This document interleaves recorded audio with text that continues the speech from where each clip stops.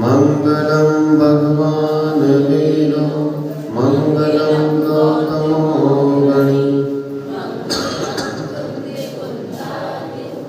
जैन धर्मोस्तु मंगलम सर्वमंगलमांगल्यं सर्वकल्याणकारिणं प्रधानं सर्वधर्माणां जैनं जयतु शासनं जैनं जयतु शासनं।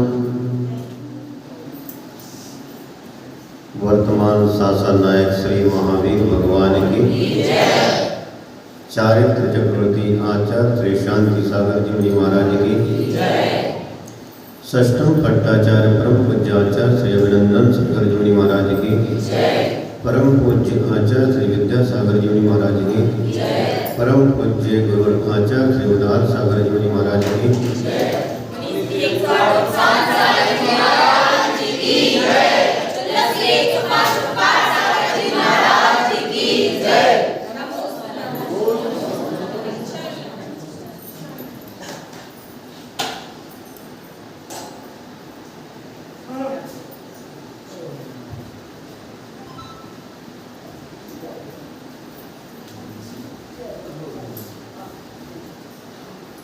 घर से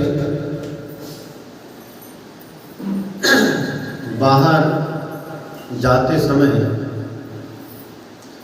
अपना दिमाग साथ रखें, क्योंकि दुनिया में एक बाजार होता है।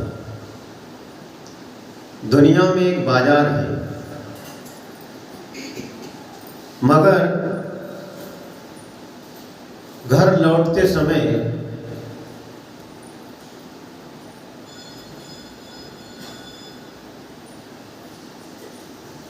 अपना दिल साथ रखें, क्योंकि घर में एक परिवार है।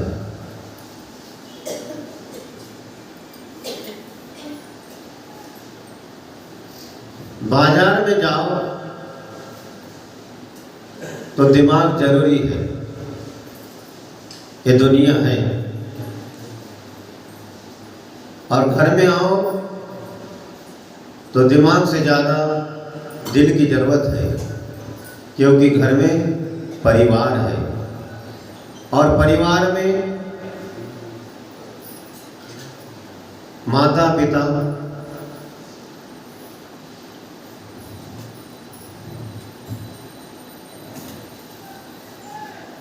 बच्चे, संतान, दादा दादी और भी लोग रहते हैं। तो यहाँ पर हमें दिल की आवश्यकता होती है।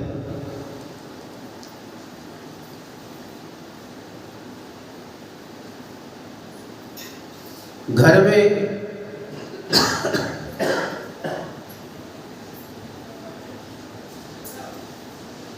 कोई संतान जन्म लेती है, बच्चा हो या बच्ची,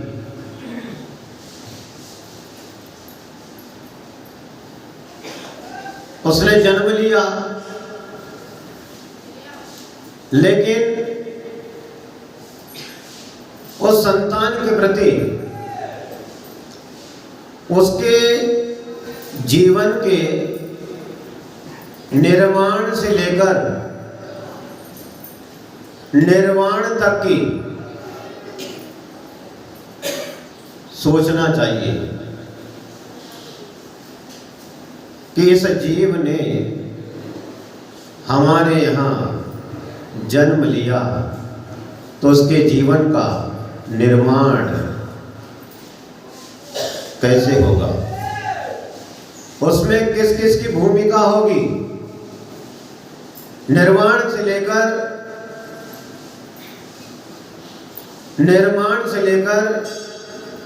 निर्वाण तक की यात्रा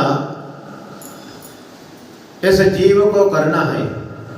और प्रत्येक जीव को करना है। जो भी भव्यात्मा प्राणी है, जब तक उसके जीवन का निर्माण नहीं होता है, तब तक उसका निर्वाण कभी नहीं हो सकता।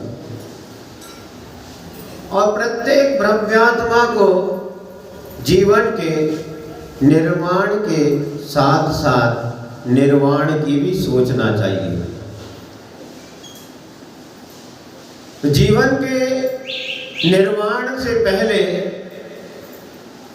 निर्माण जरूरी है।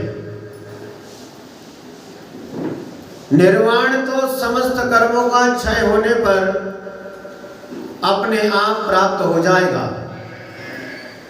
लेकिन जीवन का निर्माण कैसे होगा, इसकी किसकी भूमिका होगी? तो कहते हैं कि संतान के निर्माण में पहला कार्य मां का होता है, दूसरा कार्य पिता का होता है और तीसरा कार्य गुरु का होता है।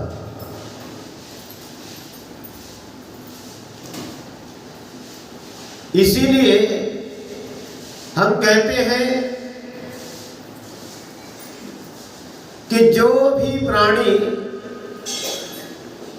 अपना भला चाहता है उसे सबसे अधिक सावधानी रखने की बात है। उसे सबसे अधिक सावधानी रखनी चाहिए कि वह या उसके द्वारा देव, शास्त्र, गुरु और माता पिता का उसे पुण्य की ओर मोड़ती है, उसे धर्म की ओर आगे बढ़ाती है। और पिता 60 साल तक शिक्षा देता है, सीख देता है जीवन कैसे जीना, कैसे व्यापार करना, कैसे अपने जीवन का विकास करना। और गुरु माता पिता से भी बढ़कर शिक्षा देता है, 7 जन्मों की सीख देता है। और इतना ही नहीं, संसार के दुखों से मुक्ति कैसे प्राप्त हो उसकी भी शिक्षा देता है। और क्या कहे गुरु के लिए, गुरु तो मोक्ष सुख की प्राप्ति कैसे हो ऐसी भी शिक्षा देता है। मां ने जन्म दिया, पिता ने जमीन दी और गुरु ने जीवन दिया। मां ने बचपन को संभाला, पिता ने जवानी संभाली और गुरु ने बुढ़ापा और मौत को भी संभाला। विचार करना,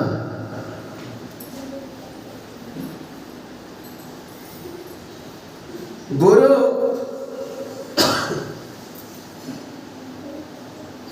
मौत को कैसे संभाला जाए उसकी भी शिक्षा देता है। जितना जरूरी जन्म लेना है उतना जरूरी मरण भी करना है, लेकिन मरण कैसे करना यह हमारे हाथ में है। जन्म लेना हमारे हाथ में नहीं है। अबोध बालक क्या कर सकता है, गर्भ में पड़ा पड़ा क्या कर सकता है, जैसे संस्कार मिलेंगे वैसा उसका जीवन बनेगा, लेकिन मृत्यु हमारे हाथ में है। हमें कैसे मरण करना है। आदमी निराश हो जाता है, दुखी हो जाता है, बातों बातों में बहक जाता है, किसी के कहने में आकर बहक जाता है, या स्वयं ही संतापित होकर गलत कदम उठा लेता है और जीवन को समाप्त कर देता है। लेकिन गुरु साधु संत ऐसे होते हैं कि उससे कहते हैं कि बेटा मरना ऐसे नहीं, मरना वे कला है और कैसे मरना ये गुरु सिखाते हैं। क्योंकि हमारे जिन धर्म में मरण को भी मृत्यु को भी महोत्सव कहा है। दुनिया जन्म महोत्सव मनाते हैं, लेकिन जिन धर्म में मृत्यु का भी एक महोत्सव मनाया जाता है कि कैसे स्मरण किया जाता है। ये गुरु बताते हैं जीवन और समाज में साधु संतों की भूमिका एक ट्रैफिक पुलिस के समान है। जिस तरह ट्रैफिक पुलिस का काम यातायात को नियंत्रित करना होता है, चौराहे पर ट्रैफिक पुलिस खड़ी होती है,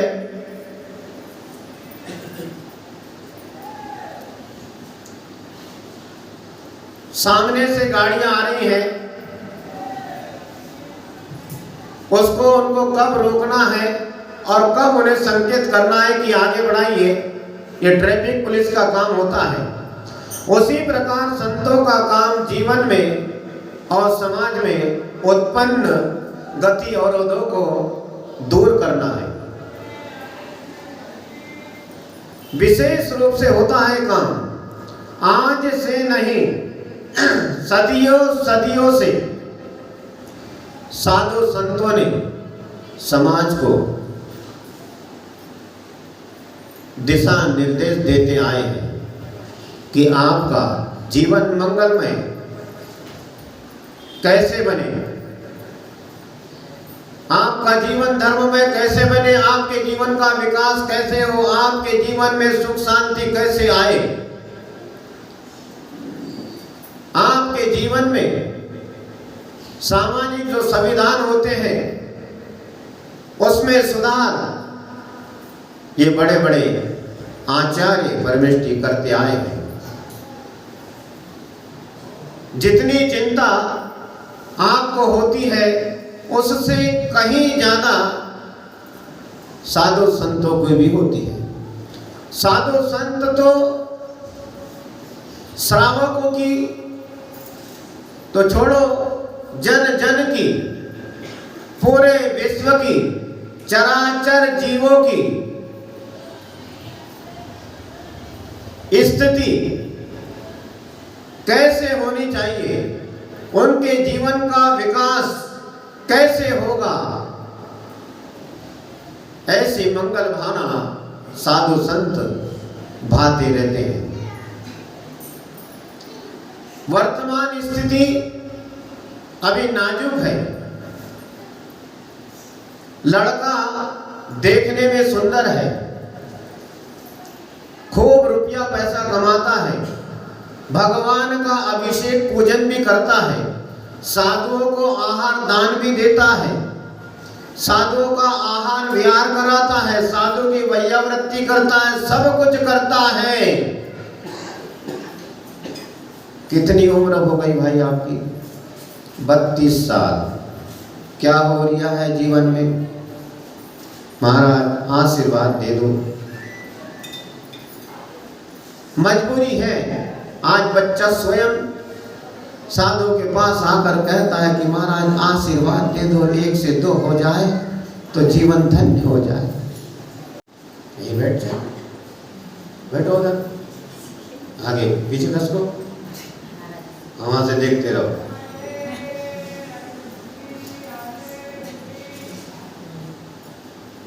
मैं क्या बोल रहा था चुल्लक जी?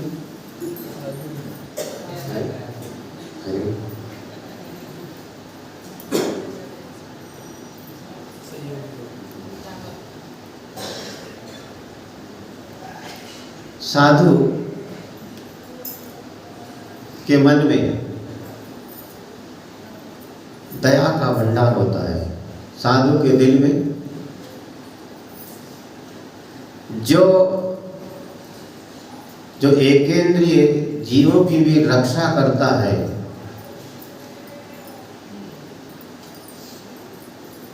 तो पंचेंद्रिय जीवों के विषय में क्या सोच सकता है? साधु अच्छा ही सोचेगा। आज वर्तमान स्थिति में जो सामाजिक स्थितियां बन रही है, तो साधु मुनि धर्म का उपदेश देता है, और जिससे ना पले, जो ना पालन कर सके, तो उसके लिए कहा है आचार्य भगवंतों ने कि भाई तुम श्रावक धर्म का पालन करो। तो श्रावक धर्म का पालन करना गृहस्थों का काम है। तो इसके लिए केवल अपना पेट भर गया, अपना व्यापार हो गया, इतने से काम नहीं चलेगा, इतने से हमारे समाज का विकास नहीं होगा। हम थोड़ा अपने जीवन के कुछ वर्षों पीछे जाए। जब बचपन में दादा दादी नाना नानी मोहल्ले में कोई जरूरी नहीं हो कि एक ही समाज के व्यक्ति हो, अनेकों समाज के लोग आपस में प्रेम भाव से रहते हैं। और जब कभी वक्त जरूरत पड़े, किसी के यहाँ कोई मेहमान आ जाए, विवाह का संबंध लेकर आ जाए, तो दिल से दिमाग से भरपूर सहयोग करते थे। और किसी ने पूछा, क्यों भाई, हम इनके यहाँ आए हैं, इनका लड़का कैसा है? तो कहता था बहुत अच्छा है, धार्मिक है, आपको ज़्यादा सोचने की आवश्यकता नहीं है, आप तो आगे देखो ना पीछे देखो, आप तो संबंध कर लो, बहुत अच्छा बच्चा है। और आज कहीं कोई मेहमान आए और पूछे पड़ोसी से, क्यों भाई इसका बच्चा कैसा है? सुनो, एक ही बात में समझ जाओ। ज़्यादा हम कुछ नहीं कहते, करना हो तो करो, लेकिन थोड़ा समझ लेना। तो वो ऐसा समझ लेता है कि हजारों रुपए का नाश्ता पानी चट करके चला जाता है। कहता है, उससे बोलते भाई साहब क्या हुआ बताओ तो, फोन लगा, कुछ नहीं अभी बाद में बताएंगे। बाद में क्या बताओगे, तुमने 1000 रुपए का नाश्ता हमारा साफ कर दिया और चले गए। तो आज इस चीज की आवश्यकता है, जो जैसा करता है उसे वैसा फल भोगना पड़ता है। भविष्य की सोचो, 60 70 80 90 साल की उम्र, इसके बाद जब काल परिवर्तन होता है तो कितनी कितनी लंबी लंबी आयु मिलती है, तो उस समय फल सामने नजर आता है। तो आज जो कर्म किया, आज हमने किसी का काम बिगाड़ा, तो तुम्हारा जन्मों जन्मों में बिगड़ेगा, जन्मों जन्मों में बिगड़ेगा। इसीलिए किसी का मत बिगाड़ो। और पहली बात तो सबसे पहला काम है कि नगर में, गांव में इतनी बड़ी समाज है, बड़ी बड़ी समाज होती है, जहां पर 10 घर है, 20 घर है, 50 घर है, 500 घर है। अरे पागलपन जैसा काम नहीं करना। एंगलोर बेंगलोर चियोर पोर चोर कहाँ कहाँ फोना ऊना चूना ढूंढते रहते हैं। वहां नहीं, हम तो वही करेंगे। किसको दोगे? हाँ, हम तो जाप करने वाले को दोगे, हम बोले तो पाप करने वाले को दो तुम तो। अरे अच्छा खासा बढ़िया हजारों लाखों रुपए का व्यापार कर रहा है, बच्चा देखने में सुंदर है, सब कुछ है, धार्मिक है, उसके बावजूद भी तुम एंगलोर पूना चूना ढूंढते हो। अरे सबसे पहला कर्तव्य है जाना देखा परखा। पूरे परिवार से परिचित होते हैं, एक दूसरे को जानते हैं, यहाँ तक कि दादा दादी से लेके नाना नानी से सब जानते कैसा परिवार है। उसके बावजूद भी जिनको हमने कभी देखा नहीं, कुछ नहीं, दूर के डोल सुहाने, और बोले काय भाई काय हो रही? अरे महाराज बच्चा रही महीना भाई, हमने हमारा मोड़ी को सम्मत होते पूना में करा तो काय का होगा बेघरे लौटे आए, काय दत्ता होगा काय भाई? अरे जिनके संगे हमारी मोड़ी को हमने ब्याह करा, अरे उनने तो पहले से 2 मोड़ी रखी थी, तीसरी पहुंच गई थी। अब बताओ मुसीबत। तो ऐसी झंझटों से बचने के लिए हम कहते हैं जाना देखा पहचाना। आपस में संबंध कर लो। कहां को 32 और 35 कर रहे हैं। ऐसे बहुत से संबंध हो सकते हैं और इससे समाज में, व्यवहार में मधुरता आएगी और समाज का विकास होगा और समाज में सुख शांति बढ़ेगी। पूर्ण पहले से संबंध है। और आज के समय 32, 35, 40 के बेचारे पूरब में घूम रहे थे, 25 में घूम रहे।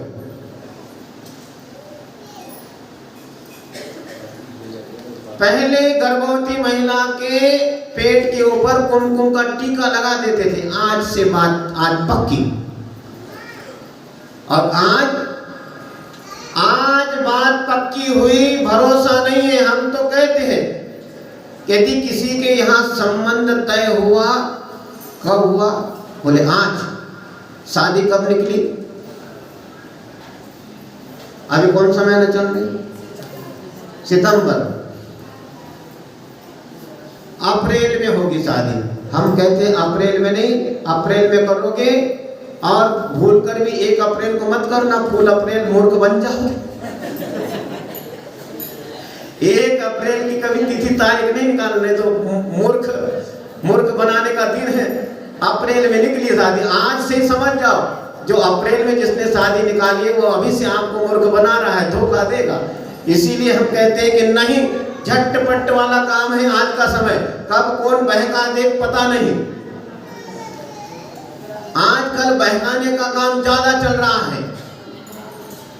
अब खुद का बहक जाए तो भी टेंशन नहीं, क्योंकि हमारी तो हो गई, बच्चों की भी फिक्र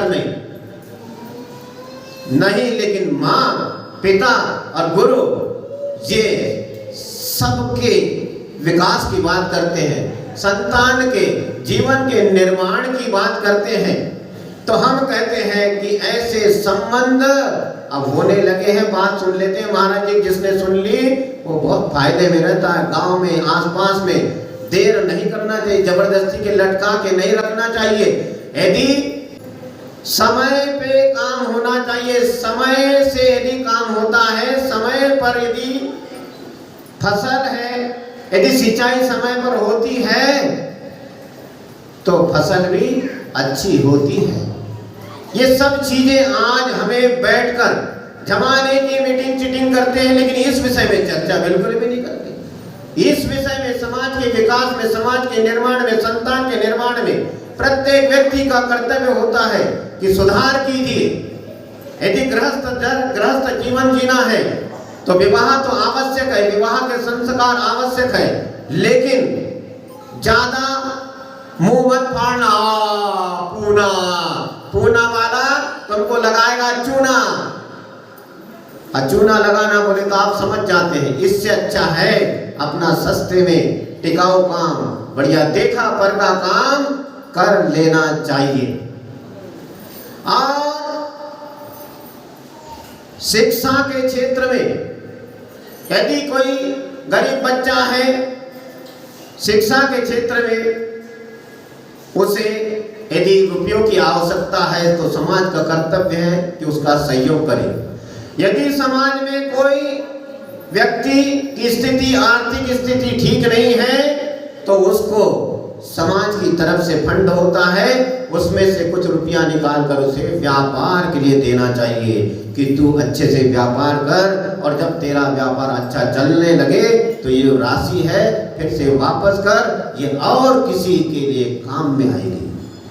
कोई बीमार है समाज में, कोई अस्वस्थ है, किसी के पीछे कोई बड़ी बीमारी लग गई है, तो इसमें समाज का कर्तव्य होता है कि इसमें उसका सहयोग करना चाहिए। और यदि कोई धर्म कार्य है, पूजा अनुष्ठान है, धर्म प्रभावना के कार्य है, तो इसमें भी समाज के प्रत्येक व्यक्ति का कर्तव्य होता है कि इस धर्म कार्य को, इस धर्म अनुष्ठान को हम सानंद संपन्न करेंगे। ऐसे प्रत्येक व्यक्ति के मन में भाव आना चाहिए। और संतों की भावना तो होती है समाज का विकास हो, जन जन का विकास हो, देश का विकास हो और विश्व में सुख शांति हो, सभी जन जन सुखी हो, आपका एवं आपकी संतान का जीवन अच्छा बने, धर्ममय बने, खूब धन कमाओ, खूब धर्म कमाओ, ऐसा साधु संतों का धर्म वृद्धि आशीर्वाद होता है। खूब पुण्य का संचय करो, खूब धर्म करो, किसी के बहकाव में मत आओ, किसी के बहकाव में आकर, किसी से नाराज होकर, किसी की बात नापसंद होकर धर्म कार्य, पुण्य संचय के कार्य को ना छोड़ो, बिल्कुल भी कभी नहीं छोड़ना चाहिए। किसी से नाराज होकर, किसी के कहने में आकर, किसी के बहकाव में आकर, छोटी छोटी बातों में आकर धर्म कार्य को नहीं छोड़ना चाहिए। पुण्य संचय के कार्य को हमें नहीं छोड़ना चाहिए। हमें एकत्रित होकर, संगठित होकर धर्माचरण करते रहना चाहिए। और यदि हमारे सामने कोई धार्मिक अनुष्ठान है तो उसे सब मिलजुल कर सानंद संपन्न करना चाहिए। पुण्य का संचय करते रहना चाहिए। जो व्यक्ति पुण्य का संचय करता है उसका जीवन मंगलमय बनता है। और अपनी संतान का निर्माण कैसे हो, उसमें माँ, पिता और गुरु की विशेष भूमिका होती है। और इनको अवश्य उस संतान के विषय